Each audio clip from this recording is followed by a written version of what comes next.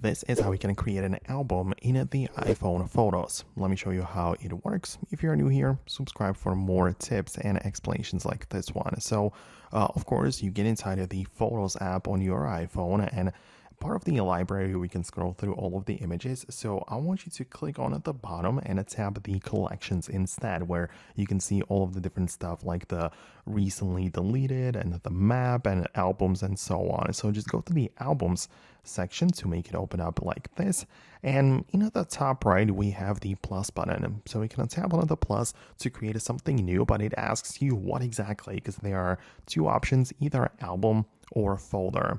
So the difference is that the folder can only hold albums and albums only hold photos. So it is nested in this exact way. So if you want to put photos into a place, it can only be albums. So you're going to tap on that like this, and you can give it a name and add the photos right away. So you can go to the add photos and it's going to pull up the images, and you can decide and select multiple of them to be part of this newly created album.